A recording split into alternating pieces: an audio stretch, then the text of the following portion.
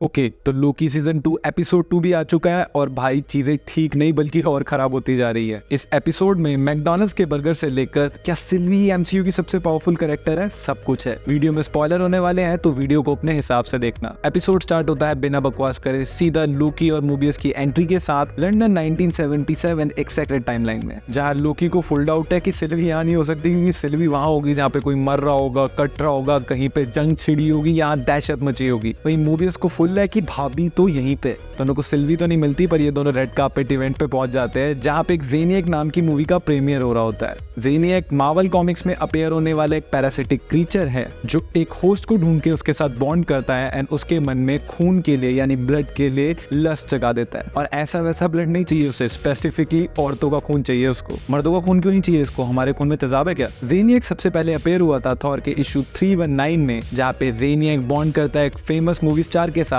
जिसका नाम है ब्रैड वुल्फ। ज़ेनियक एके हंटर X5 एके ब्रैड वुल्फ, ये सब एक ही बंदा है। हंटर X5 वही कैरेक्टर है जो हमने एपिसोड 1 में देखा था और जो डॉग्स का बहुत ज्यादा वफादार था। हंटर X5 यहाँ पे बहुत बड़ा एक्टर बन चुका है और लोकी और मूवी से देख के फुल कंफ्यूज कि भाई चल क्या रहा है, ये कौन से प्रमोशन है जिनके बारे में हमें नहीं पता टीवी में। फिर लोकी और मूवी जाते हैं X5 के पास और पूछते हैं भाई क्या सीन है, क्या सिनेरियो, कौन सी प्रमोशन है जो हमें नहीं पता। हंटर X5 उन दोनों को देख के भागने लगता है। इन तीनों के बीच में एक बड़ा प्यारा सा चेस सीक्वेंस होता है जिसमें लोकी अपना फुल पोटेंशियल वाला मैजिक यूज करता है, जिसमें कभी लोकी X5 के आगे, कभी X5 लोकी के आगे टू मच फन वाला सिनेरियो चल ही रहा होता है पर लोकी अल्टीमेटली पकड़ लेता है उसको। फिर मोबियस और लोकी उसे पकड़ के ले आते हैं टीवी में, जहाँ पे हंटर B15 उसके हाथ में उसका टैम्पैड देख के थोड़ी कंफ्यूज हो जाती है कि भाई इसको प्रमोशन के साथ टैम्पैड भी अलग मिला हुआ है। तो वो टैम्पैड उससे वो ले लेती है और X5 अपने बचाव में कहता है कि एक तरीके का ब्लॉकर है। लोकी और मोबियस टैम्पैड को लेके ओरोबोरस के पास जाते हैं, जहाँ पे ओरोबोरस ऑलरेडी बिजी होता है। वो टेम्पोरल लूम को ठीक करने के लिए एक तरीके का स्टेबलाइजर बना रहा होता है जिसकी वजह से ब्रांच टाइमलाइंस को कोई नुकसान ना पहुंचे या उन्हें प्रूव करने की जरूरत ना पड़े।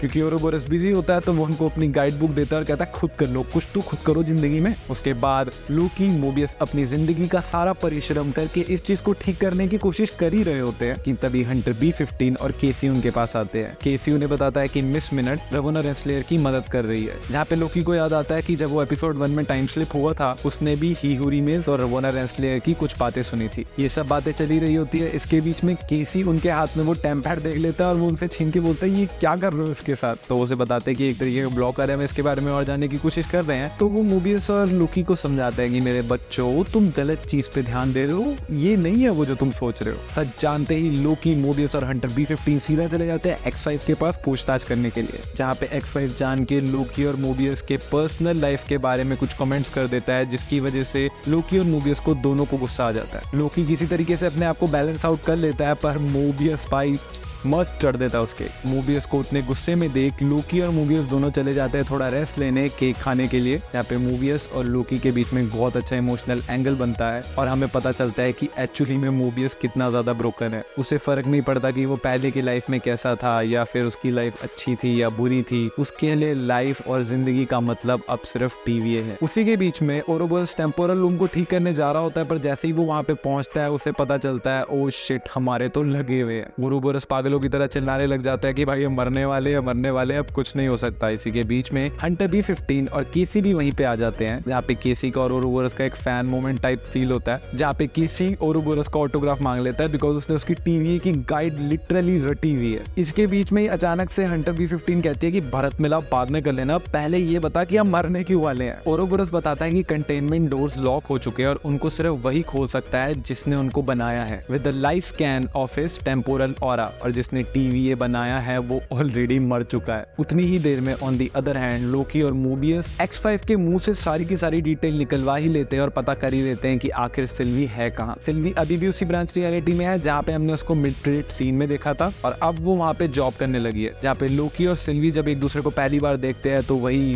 झगड़ा, रूठना, मनाना, वही सब चलने लगता है और मोबियस और X5 बैठ के मस्त बर्गर खाते हैं। इसी के बीच में X5 के मुंह से गलती से निकल जाता है कि भाई ये जिस ब्रांच रियलिटी में तुम अभी हो ये कोलैप्स होने वाली है, ये खत्म होने वाली है, ये प्रून होने वाली है। ये सारा का सारा प्लान अभी डॉक्स कंडक्ट कर रही है और हमें नहीं पता कि डॉक्स को ऑर्डर किसने दिया है। लोकी, सिल्वी और मोबियस जाते हैं डॉक्स के अड्डे पर। वहां पे जाके सारे के सारे गुंडों को पेलते हैं, चीजों को रोकने की कोशिश करते हैं, पर अल्टीमेटली सारी की सारी टाइमलाइंस जो ब्रांच्ड होती हैं वो प्रून हो जाती हैं। और ध्यान से देखोगे तो पता चलेगा सिर्फ एक टाइमलाइन बची है। मोस्ट प्रोबेबली ये वही टाइमलाइन होगी जिसमें सिल्वी रह रही है। इसी के बीच में रवोना रेंसलेयर का टेम्प पैड सिग्नल देने लगता है, जहाँ पे ब्रांच टाइमलाइन प्रून होते देख सिल्वी भी बहुत ज्यादा डिसहार्टेड हो जाती है और वहां से लोकी से गुस्सा होकर चले जाते हैं। दिल टूटा आशिक वापस अपने काम पे लग जाते हैं और नेक्स्ट एपिसोड में शायद रवोना रेंसलेयर को ढूंढ लेंगे। पर एपिसोड यहीं पे एंड नहीं होता, लास्ट के 10 सेकंड ही पूरा गेम खेलते हैं, जहाँ पे सिल्वी वापस अपनी उसी टाइमलाइन पे आ जाती है जहाँ पे वो पहले मैकडॉनल्ड्स में जॉब कर रही थी। तो इसका मतलब ब्रांच टाइमलाइन बच गई है इसकी। सिल्वी मस्त अपने घर वापस आके आसमान में देख रही होती है, एंजॉय कर रही होती है, पर सीन जितना सिंपल दिख रहा है उतना है नहीं। सिल्वी के हाथ में कुछ ग्लोइंग होता है और इसके हाथ में जो ग्लो कर रहा है मेरे हिसाब से ये टेम्पोरल हो रहा है, वही चीज जो कंटेनमेंट डोर्स को खोलेगी। यही सेम चीज हमने सीजन 1 में भी देखी थी और वो थी हु ही रिमेन्स के पास, जिसकी मदद से वो पूरे के पूरे मल्टीवर्स को कंट्रोल कर पा रहा था। सिल्वी के पास ये होने का सीधा ये मतलब है कि सिल्वी को पता है ये क्या कर सकता है। और राइट नाउ